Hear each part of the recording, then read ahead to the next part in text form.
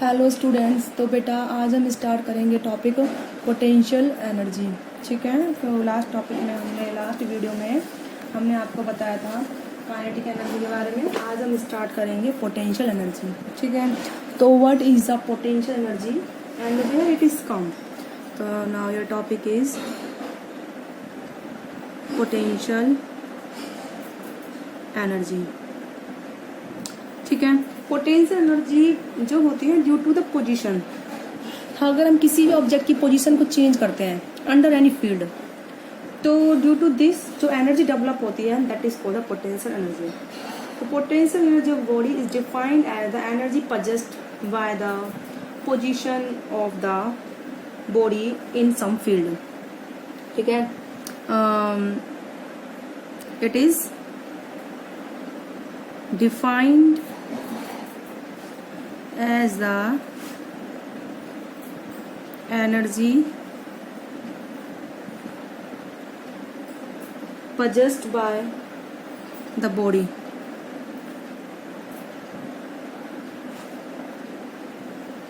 energy possessed by the body by virtue of its position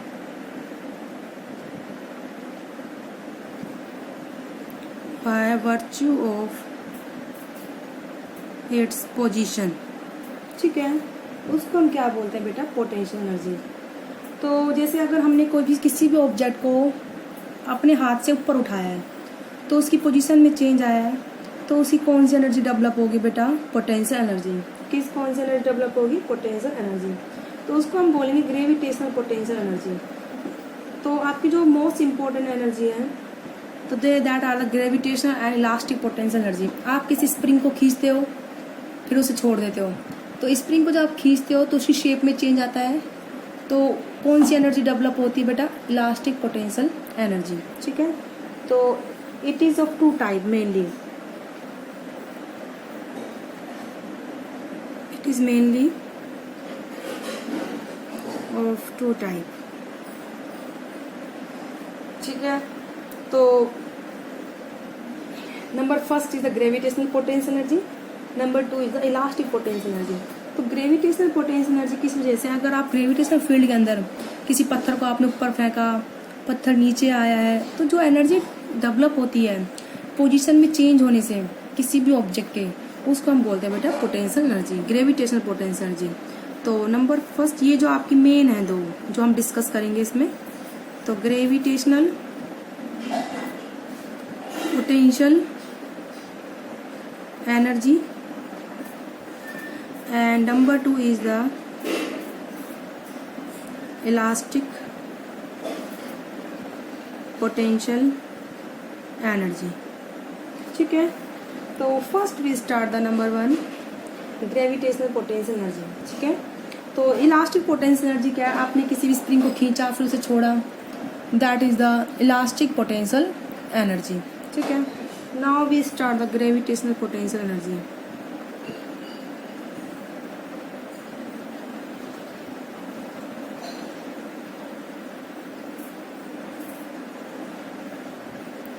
start the gravitational potential energy. तो gravitational potential energy क्या होती है, किसी भी ऑब्जेक्ट की पोजीशन चेंज हो above the surface of earth. ठीक है, it is the energy possessed by virtue of, it is energy possessed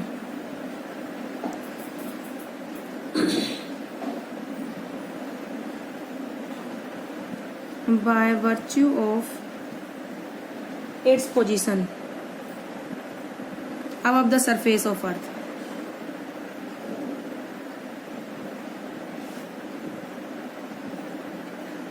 above the surface of earth।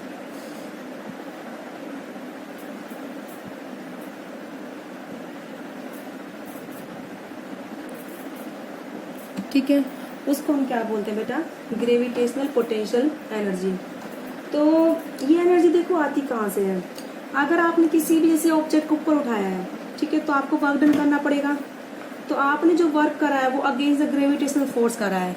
Gravitational force उस ऑब्जेक्ट को डाउनवर्ड अट्रैक्ट करता है, लेकिन हम उसको क्या ऊपर की तरफ लेके जा रहे हैं, अपवर्ड डायरेक्शन में, तो हमें जो है वर्क परफॉर्म करना पड़ेगा। तो जो हम वर्क परफॉर्म करते हैं वो वर्क एक एनर्जी की फॉर्म है। तो वो क्या होता है कि जो हम वर्क परफॉर्म करते हैं तो वो उस बॉडी में एनर्जी की फॉर्म में स्टोर हो जाता है, तो उसको हम क्या बोलते हैं, ग्रेविटेशनल पोटेंशियल एनर्जी। ठीक है, तो ग्रेविटेशनल पोटेंशियल एनर्जी का फॉर्मूला क्या होता है, अगर कोई भी object at A height h है तो उसकी पोटेंशियल एनर्जी होगी mgh। ओके, तो इसको आप लिख लीजिए, if object of mass m is at height h above the surface of earth,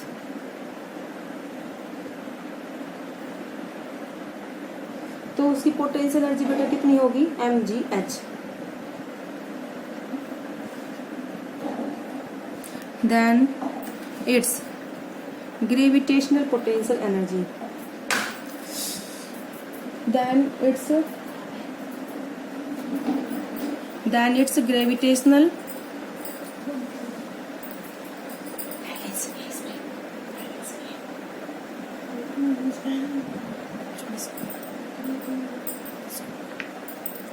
it's gravitational potential energy is equal to the mgh। ठीक है बेटा, तो इस तरीके से हमारा फॉर्मूला आता है ग्रेविटेशनल पोटेंशियल एनर्जी का। अब इसके बाद हम इसकी जो है कि आपको बताऊंगी कि ये पोटेंशियल एनर्जी की कब पॉजिटिव होगी कब नेगेटिव होगी। पोटेंशियल एनर्जी पॉजिटिव कब होगी, अगर हम बॉडी खुद से वर्क करेगी तो सिस्टम की एनर्जी खर्च होगी, तो पोटेंशियल एनर्जी कैसे होगी, नेगेटिव होगी। एग्जाम्पल के लिए अगर कोई स्टोन किसी हाइट से नीचे आया है तो अपने आप आएगा, तो इसमें स्टोन की जो है एनर्जी, बॉडी की एनर्जी खर्च होगी, तो पोटेंशियल एनर्जी बेटा कैसे होगी उसकी, नेगेटिव। अगर हम स्टोन को किसी हाइट तक लेके जाते हैं तो पोटेंशियल एनर्जी कैसे होगी बेटा, पॉजिटिव, क्योंकि हमने वर्क करा है स्टोन के ऊपर। क्लियर है। और इस तरीके से प्रॉपर्टीज हो जाएंगी ग्रेविटेशनल पोटेंशियल एनर्जी की, मतलब सब इंपॉर्टेंट पॉइंट्स। तो इसको आप लिख लीजिए की पॉइंट। नंबर फर्स्ट हो जाएगा की point,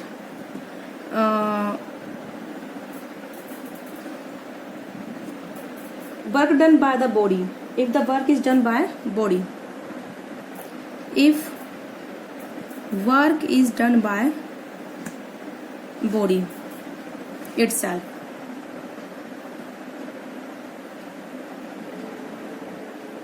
then its potential energy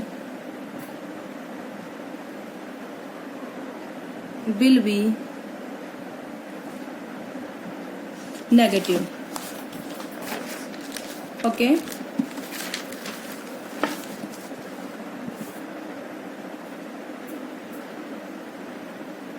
potential energy बेटा उसकी कैसी होगी, नेगेटिव। अब है इसमें सेकंड पॉइंट, इसका वाइस वर्सा लिख दीजिए, अगर work done on the body तो नेगेटिव क्या होगा फिर, पॉजिटिव, एंड वाइस वर्सा। इसका मतलब क्या हुआ, पहले वाले का जस्ट अपोजिट। ठीक है, आई होप आपको समझ में आया होगा। अब अगर पोटेंशियल एनर्जी के लिए जरूरी नहीं है कि बॉडी हमारी मोशन में हो या फिर ना हो, तो for the potential energy body have no requirement it is in motion और नॉट, हो भी सकती है मोशन में और नहीं भी। ठीक है, अब इसके बाद आपका सेकंड थर्ड पॉइंट क्या है, जो पोटेंशियल एनर्जी का मैंने फॉर्मूला बताया बेटा mgh, ये near the surface of earth applicable होगा, ज्यादा हाइट पर ये फॉर्मूला एप्लीकेबल नहीं होगा। तो इसको आप लिख लीजिए, a body in motion, a body can be in motion, may or may not, a body in motion, ठीक है, may or may not। अगर कोई बॉडी मोशन में है तो उसके पास पोटेंशियल एनर्जी हो भी सकती है और नहीं भी हो सकती। जैसे अगर कोई बॉडी सरफेस की अर्थ से हाइट पर जा रही है और मोशन में है तो उसके पास कौन सी एनर्जी है, पोटेंशियल। लेकिन अगर कोई बॉडी अर्थ की सरफेस पर ही मोशन में है तो उसके पास पोटेंशियल एनर्जी नहीं है। तो मे और may not have potential energy. Third, formula of potential energy is equal to mgh is applicable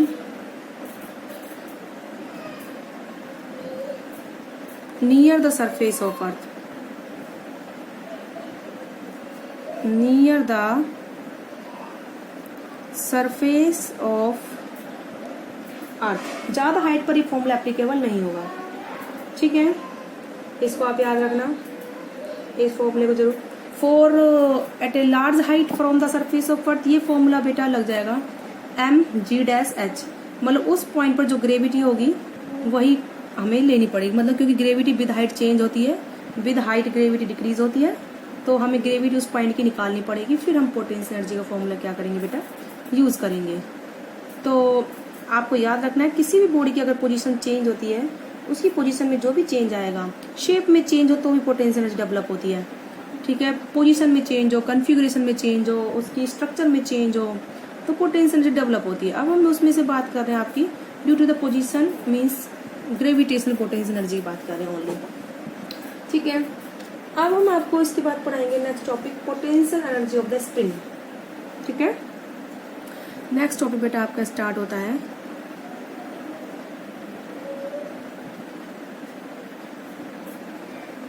potential energy of spring, ठीक है। इसके लिए बेटा आप क्या करोगे, पहले तो स्प्रिंग में पोटेंशियल एनर्जी डेवलप कैसे होती है, तो potential energy of spring associated with the state of compression या फिर एक्सपेंशन, ठीक है। It is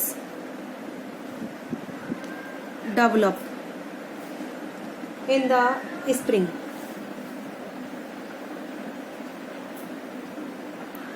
it is developed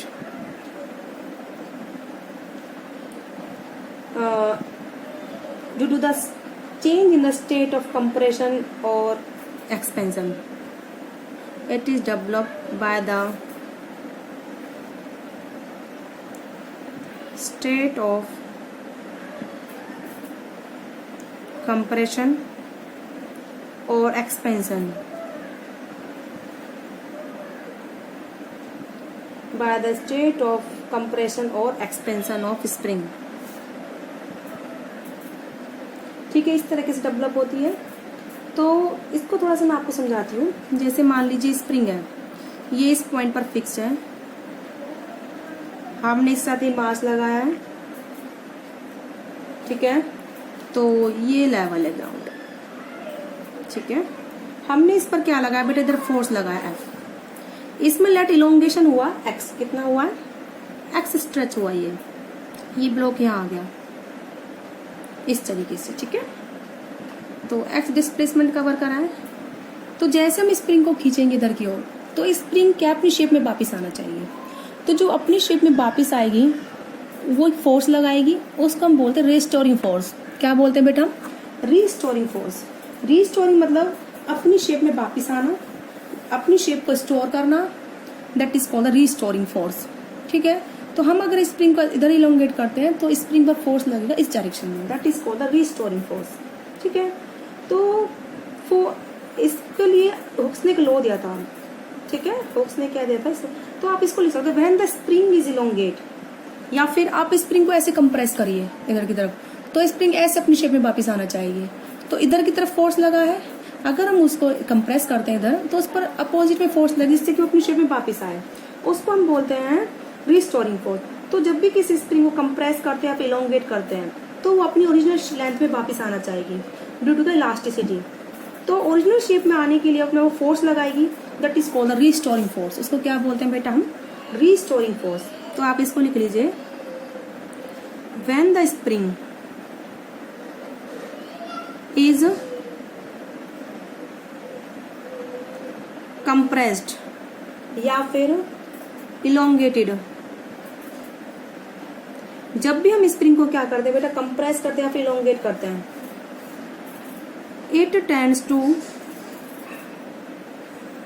it tends to recover its original shape, वो अपनी ओरिजिनल शेप में क्या आना चाहेगी, वापस आना चाहेगी, या original length, due to the elasticity.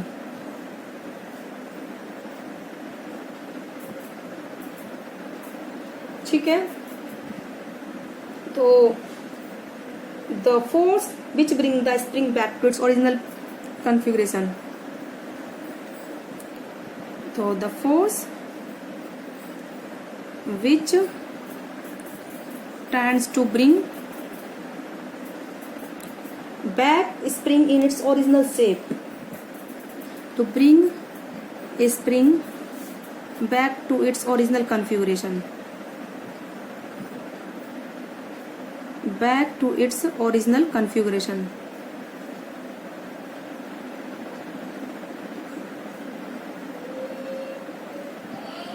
ठीक है,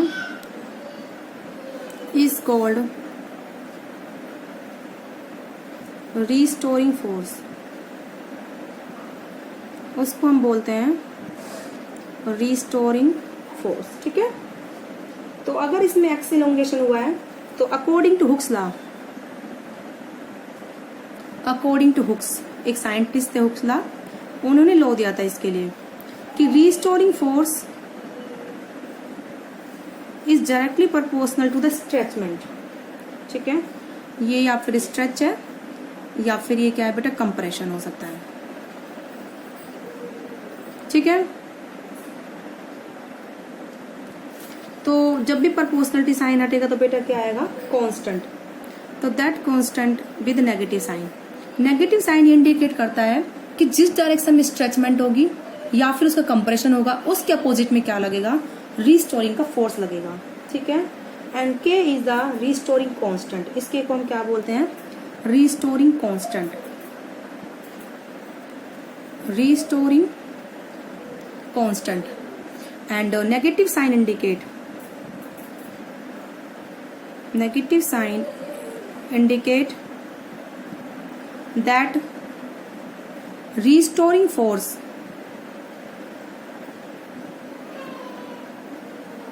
will be always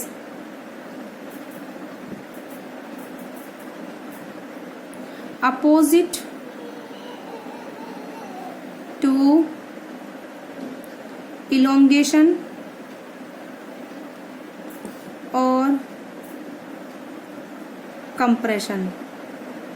हमेशा कैसा होगा, अपोजिट टू इलोंगेशन और कंप्रेशन। तो ये आपका था बेटा किसके बारे में, हुक्स लॉ जिसने दिया था, तो force is inversely proportional to x. तो आप इसका ग्राफ भी प्लॉट कर सकते हैं, इसकी रिस्टोरिंग फोर्स का और स्ट्रेच और कंप्रेशन का। ये तो आपका रिस्टोरिंग फोर्स है, ये आपका इलोंगेशन है, तो ये डायरेक्टली प्रोपोर्शनल टू बेटा एक्स का ग्राफ है। ठीक है, आप इसको इस तरीके से ले सकते हो, फोर्स तो वाई एक्सिस पर है और इलोंगेशन एक्स एक्सिस पर है, तो y is directly proportional to x का ग्राफ स्ट्रेट लाइन होता है, that is the graph between the restoring force and stretchment. तो आई होप आपको समझ में आएगा बेटा। आज की वीडियो में इतना ही।